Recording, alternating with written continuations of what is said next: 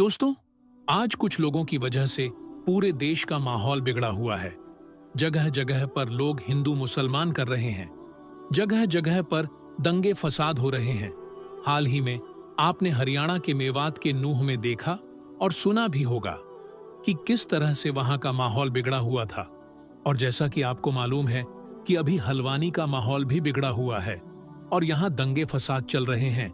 ऐसे बिगड़े हुए माहौल में हम आपको दो ऐसे वाकया बताएंगे जिसको सुनकर आप समझ जाएंगे कि ना तो सारे हिंदू बुरे होते हैं और ना ही सारे मुसलमान बुरे होते हैं। सिर्फ कुछ लोग बुरे हैं जो अपने फायदे के लिए ऐसा करते हैं। यह दोनों वाकया यकीनन आपके दिलों से नफरत को मिटा देंगे। इसलिए आज का यह वीडियो आप सभी के लिए बहुत ही ज्यादा खास होने वाली है। आप हिंदू हो या मुसलमान, आप इस वीडियो को आखिर तक जरूर देखें। और अगर आपको यह लगे कि वीडियो हिंदू और मुसलमान को एक करने में मददगार साबित हो सकता है, तो आप इस वीडियो को दिल से एक लाइक करें और मेहरबानी करके इसे शेयर भी कर दें ताकि और भी लोगों के पास यह वीडियो पहुंच जाए। तो चलिए आज की इस वीडियो को शुरू करते हैं। दोस्तों, पहला जो वाकया है यह इलाहाबाद की रहने वाली एक लड़की जिसका नाम आरती था। आरती लखनऊ में रहकर अपनी पढ़ाई पूरी कर रही थी। आरती उस दिन अपने घर इलाहाबाद जाने वाली थी, मगर उसी दिन उसके किसी फ्रेंड के घर पर कोई पार्टी थी। इसलिए उसने सोचा कि पहले मैं अपनी फ्रेंड के घर जाकर पार्टी अटेंड कर लेती हूँ, उसके बाद शाम को अपने घर चली जाऊंगी। बस यही सोचकर उसने अपना रिजर्वेशन भी करवा लिया था।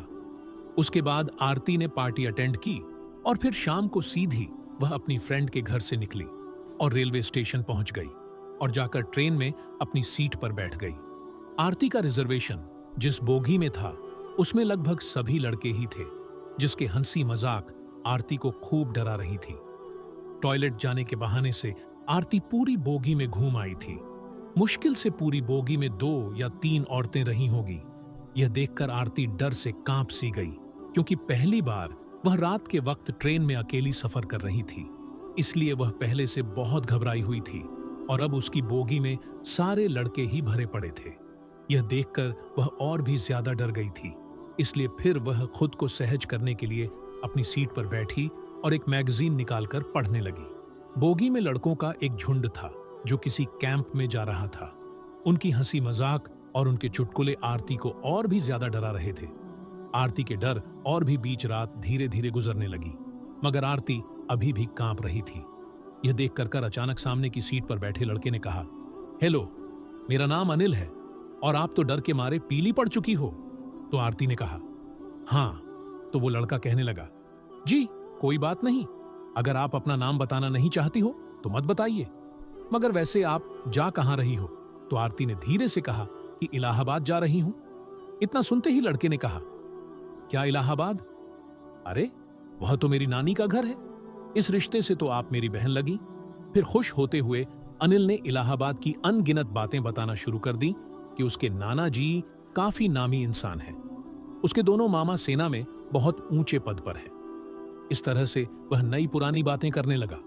आरती भी धीरे धीरे नॉर्मल होकर अनिल की बातों में रुचि लेने लगी। आरती रात भर अनिल जैसे भाई के साए में सोती रही। सुबह आरती ने कहा, लीजिए, आप मेरा पता रख लीजिए, अगर कभी नानी के घर आना हो तो आप हमारे घर जरूर आइएगा। तो यह सुनकर लड़के ने कहा, कौन सा नानी का घर? अरे बहन, वह तो मैंने आपको डरते हुए देखा तो मैं झूठ मूठ के रिश्ते करने लगा। मैं तो पहले कभी इलाहाबाद गया ही नहीं हूं। यह सुनकर आरती चौंक उठी। तो लड़के ने कहा, बहन, ऐसा नहीं है कि सभी लड़के बुरे होते हैं कि किसी अकेली लड़की को देखा नहीं कि उसके ऊपर गिद्ध की तरह टूट पड़े। हम में ही और भी भाई होते हैं। इतना कहकर प्यार से आरती के सिर पर हाथ रखकर मुस्कुराने लगा। आरती अनिल को देखती रही जैसे कि उसका कोई अपना सगा भाई विदा ले रहा हो। आरती की आंखों में आंसू आ गई। तभी अनिल ने आरती से कहा, हाँ बहन, मेरा नाम अनिल नहीं, मेरा नाम रियाज है। यह सुनकर आरती और भी ज्यादा हैरान रह गई। दोस्तों, यह तो हो गई एक लड़की की बात। अब आपको एक मुस्लिम लड़के का वाकया बताते हैं जिसको सुनकर आपका भी दिल खुश हो जाएगा और आपके दिल से नफरत खत्म हो जाएगी। दोस्तों, अब हम आपको जो वाकया बताने वाले हैं, यह वाकया गुजरात दंगे का बताया जाता है। कहा जाता है कि 27 फरवरी 2002 को दिन के वक्त एक ट्रेन में आग लगने की वजह से हिंदू मुसलमान के बीच लड़ाई शुरू हो गई, जो रात तक बढ़ते बढ़ते बहुत ज्यादा बढ़ गई थी। फिर रात के वक्त लोग टोलियां की शक्ल में सड़कों पर घूमने लगे और बेकसूर लोगों पर हमला करने लगे। उसी रात गुजरात के अहमदाबाद के शहर में एक हिंदू लड़की अपने घर जा रही थी। इसी बीच उसने देखा कि सामने से सैकड़ों की तादाद में लोग अपने हाथों में तलवार लिए और शोर शराबा करते हुए आ रहे हैं। यह देखकर वह हिंदू लड़की बहुत घबरा गई और इधर उधर भागने लगी। वह बहुत बहुत से घरों में गई, मगर ऐसी हालत में किसी ने भी अपने घर का दरवाजा नहीं खोला। ऐसे में वह लड़की बहुत ज्यादा डर गई थी। फिर वह भागते भागते हड़बड़ाहट में एक मस्जिद में दाखिल हो गई, यानी कि फिर वह धोखे से एक मस्जिद में घुस गई और एक कोने में छुपकर खड़ी हो गई। मस्जिद में दाखिल होने के बाद उस हिंदू लड़की ने देखा कि मस्जिद के दूसरे कोने में एक जवान मौलवी बैठा हुआ कुरान पाक की तिलावत कर रहा है, यानी कि एक चिराग की रोशनी में एक मौलाना कुरान पढ़ रहा है। मौलवी को देखकर फिर वह हिंदू लड़की उनके पास गई और उनको बाहर का सारा माजरा बता दिया, यानी कि उस मौलवी को सब कुछ बता दिया कि वह ऐसे ऐसे अपने घर को जा रही थी, मगर उसके सामने दंगाई आ गई, इसीलिए वह डर के मारे यहां पर आकर छुप गई है। फिर वह हिंदू लड़की मौलाना के सामने हाथ जोड़कर कहने लगी कि आप मुझे बचा लीजिए, आप मेरी हिफाजत कीजिए। अगर मैं इस वक्त यहां से बाहर गई तो बाहर खड़े दंगाई मुझे मार डालेंगे। अभी बाहर के हालात बहुत ज्यादा खराब हैं। ऐसे माहौल में अब मैं अपने घर को नहीं जा सकती हूं, इसलिए मैं रात भर यहीं रहकर गुजारना चाहती हूं। फिर वह हिंदू लड़की हाथ जोड़कर मौलवी से कहने लगी कि मैं आपके सामने हाथ जोड़ती हूं, आप मुझे रात भर यहां पर रुकने की इजाजत दे दीजिए। लड़की की इन तमाम बातों को सुनने के बाद मौलवी साहब उठे और मस्जिद के दरवाजे पर गए और बाहर के हालात को देखने लगे। मौलवी साहब ने देखा कि बाहर के हालात वाकई में बहुत ज्यादा खराब थी। सैकड़ों की तादाद में लोग हाथों में लठ लिए इधर उधर घूम रहे हैं और बहुत से लोग हाथों में तलवारें लिए मस्जिद के बाहर खड़े हुए हैं। यह देखकर मौलवी साहब भी बहुत ज्यादा डर गए। उन्होंने मस्जिद का दरवाजा बंद किया और अंदर जाकर उस लड़की को मस्जिद में रुकने की इजाजत दे दी। अब वह लड़की वहीं मस्जिद के दूसरे कोने में जाकर बैठ गई और मौलाना साहब फिर से कुरान पढ़ने में मशरूफ हो गए, यानी कि कुरान पाक को पढ़ना शुरू कर दिया। उस मौलाना के सामने एक चिराग रखा हुआ था जो जल रहा था। अब इधर वह लड़की मस्जिद के दूसरे कोने में बैठकर मौलाना साहब को देख रही थी। तभी उस लड़की ने देखा कि मौलाना साहब ने कुरान पढ़ने के दौरान अपनी एक उंगली को उस चिराग में डाल दिया और अपनी उंगली को जलाने लगे। फिर थोड़ी देर के बाद मौलाना ने वापस अपनी उंगली को चिराग से बाहर निकाला और फिर से वह कुरान पाक पढ़ने लगे। थोड़ी देर के बाद लड़की ने फिर देखा कि मौलाना साहब फिर से वही काम करने लग गए हैं, यानी कि उन्होंने फिर से अपनी उंगली को चिराग में डाल दिया और थोड़ी देर जलने के बाद उन्होंने वापस अपनी उंगली को बाहर निकाल लिया। मस्जिद के दूसरे कोने में बैठी वह हिंदू लड़की यह सारा मंजर अपनी आंखों से देख रही थी। यह देखकर वो लड़की हैरान और परेशान हो गई और सोचने लगी कि ये मौलाना साहब कहीं पागल तो नहीं हो गए हैं जो बार बार अपनी उंगली को आग में जलाते हैं। खैर दोस्तों, फिर ऐसे सोचते सोचते उस लड़की की आंख लग गई, यानी कि उसको नींद आ गई और फिर पूरी रात निकल गई और सुबह हो गई। सुबह वह मौलाना उठे और मस्जिद के दरवाजे पर गए और उन्होंने बाहर के हालात देखे। मौलाना साहब ने देखा कि उस वक्त बाहर कोई भी दंगाई नहीं था, यानी कि सारे दंगाई वहां से जा चुके थे। फिर वह मौलाना उस लड़की के पास गए और कहने लगे कि बहन उठो, हमारे नमाज का वक्त हो गया है। अभी थोड़ी देर के बाद ही यहाँ पर बहुत सारे नमाजी आने वाले हैं, इसलिए अब तुम्हारा यहाँ पर रुकना मुनासिब नहीं है, क्योंकि अगर लोगों ने तुमको यहाँ पर देख लिया तो लोगों में बदगुमानी पैदा हो जाएगी, लोगों में एक डाउट पैदा हो जाएगा। इसलिए अब तुम जल्दी करके यहाँ से चली जाओ। और मैंने बाहर जाकर देख भी लिया है, अभी बाहर के हालात नॉर्मल है, बाहर का रास्ता भी साफ हो चुका है। अब आप आसानी से अपने घर को जा सकती हो। जाओ, अब मैं तुमको बाहर तक छोड़ देता हूं। यह सुनकर उस लड़की ने कहा कि अगर बाहर का रास्ता साफ हो चुका है तो मुझे जाने में कोई हर्ज नहीं। मगर मैं जाने से पहले आपसे एक बात जरूर पूछना चाहूंगी। मैं आपसे एक सवाल करना चाहती हूं, पहले आप उसका जवाब दीजिए। यह सुनकर मौलाना साहब ने कहा कि पूछिए बहन, क्या पूछना चाहती हो? तो वह कहने लगी कि मौलाना साहब, आप यह बताइए कि आप रात भर अपनी उंगली को चिराग में जलाने की कोशिश क्यों कर रहे थे? यह सुनकर मौलाना साहब कहने लगे, बहन, इस बारे में आप ना ही पूछो तो अच्छा है, क्योंकि यह मेरा जाति मामला है, इसलिए मैं इसके बारे में आपको नहीं बता सकता। तो यह सुनकर वो लड़की कहने लगी कि जब तक आप मुझे इसके बारे में नहीं बताएंगे तब तक मैं यहां से वापस नहीं जाऊंगी। इसीलिए फिर मौलाना साहब को इसके बारे में मजबूरन बताना पड़ा। फिर वो मौलवी साहब कहने लगे कि देखो बहन, बात दरअसल यह है कि जब तुम रात के वक्त यहां पर आई थी तो तुम्हारी खूबसूरती को देखकर शैतान ने मुझको बहका शुरू कर दिया था। इसलिए मेरे दिल में नफ्स आती ख्वाहिश उभरने लगे थे, यानी कि तुमको देखकर मेरे दिमाग में गलत गलत और गंदे ख्याल आने लगे थे और वह मुझको बेचैन करने लगे थे। इसलिए फौरन मेरे दिल ने मुझसे कहा कि अगर तुम बुरा काम करोगे, अगर तुम गलत काम करोगे तो कल कयामत मत के दिन तुम्हें जहन्नम की आग में जलना पड़ेगा, जो इस दुनिया की आग से 70 गुना ज्यादा भयंकर और ताकतवर होगी। इसलिए पहले तुम इस दुनिया की आग का मजा चख लो। बस यही सोचकर फिर मैं अपने दिल की बात को मानते हुए अपने जिस्म को आग के हवाले कर दिया और अपने जिस्म को आग का मजा चखा लगा और अपनी नफ्स से कहने लगा कि अगर तुझ में आग की तपिश को बर्दाश्त करने की ताकत है तो फिर तुम्हारी मर्जी है, तुम जो चाहे वह करो। अगर तुम इसको बर्दाश्त कर सकते हो तो फिर तुम यह गुनाह कर लो। इस वजह से रात में जब जब भी मेरे दिमाग में गलत और गंदे ख्याल आए तब तब मैंने अपने नफ्स को आग के हवाले कर दिया और नफ्स को आग का मजा चखा लगा। आग की तपिश देखकर तुम जो चाहे वह करो। अगर तुम इसको बर्दाश्त कर सकते हो तो फिर तुम यह गुनाह कर लो।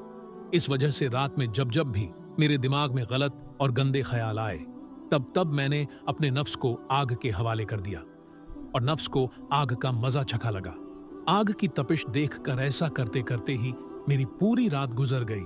तो दोस्तों, देखा आपने, ना ही सारे हिंदू बुरे होते हैं और ना ही सारे मुसलमान बुरे होते हैं। बुरे कुछ गिने चुने लोग होते हैं जिनको भी बुरा बना दिया जाता है, क्योंकि वह बुरा बनेंगे तभी किसी को फायदा पहुंचेगा। कुछ लोग ऐसे हैं जो अपने फायदे के लिए हिंदू मुसलमान को का काम बड़े लेवल पर कर रहे हैं। इसलिए आप ऐसे लोगों की बातों में कभी ना आए और आपस में सब मिलजुल कर रहे।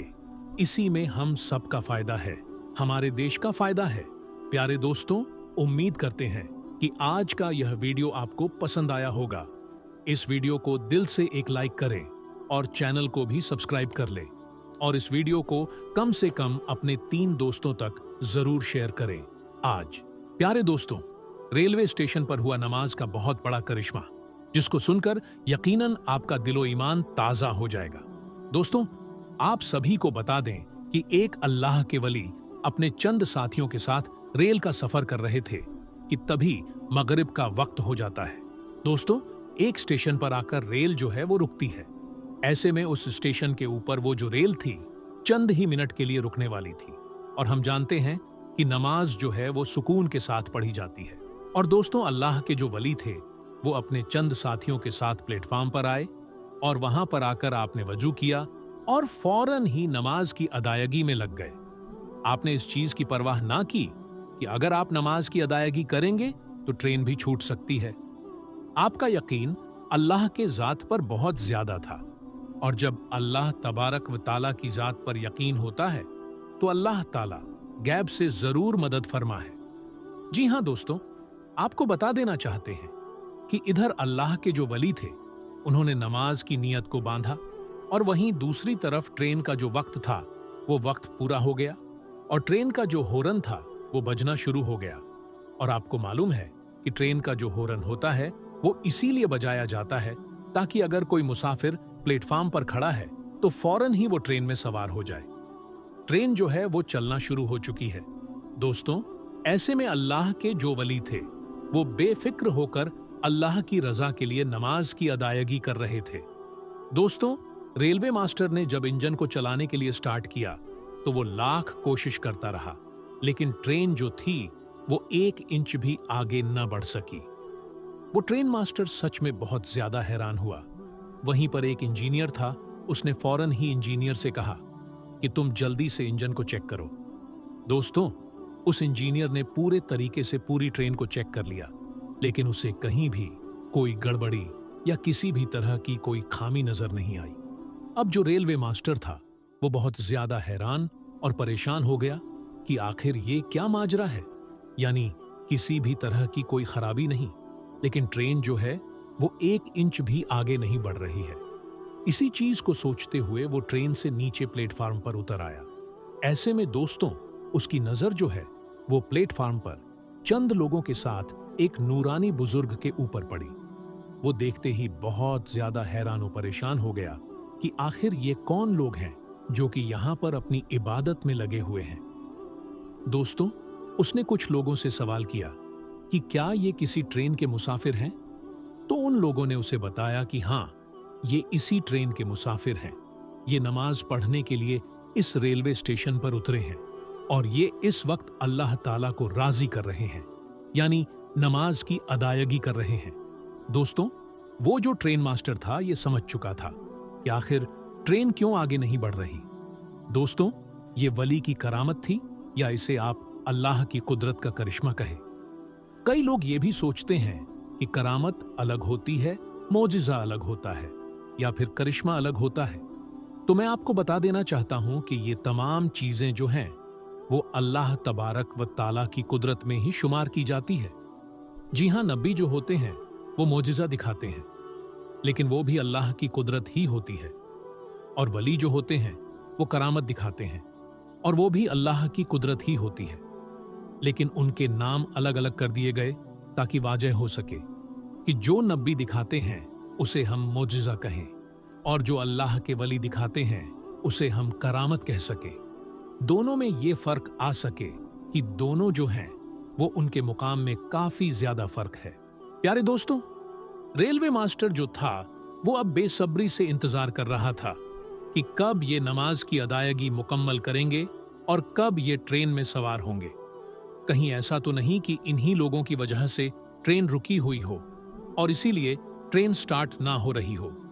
दोस्तों, थोड़ी देर के बाद जब अल्लाह के वली ने और साथ ही साथ उनके चंद साथियों ने जब नमाज को मुकम्मल कर लिया, तो ऐसे वक्त में ट्रेन मास्टर जो था वो आपके करीब आया और आकर कहने लगा कि आपका अंदाज और आपकी इबादत को देखकर मैं बहुत मुतासिर हुआ हूं और यकीनन मुझे पूरा यकीन है कि हमारी ट्रेन इसीलिए स्टार्ट नहीं हो रही है क्योंकि आप नमाज की अदायगी कर रहे हैं।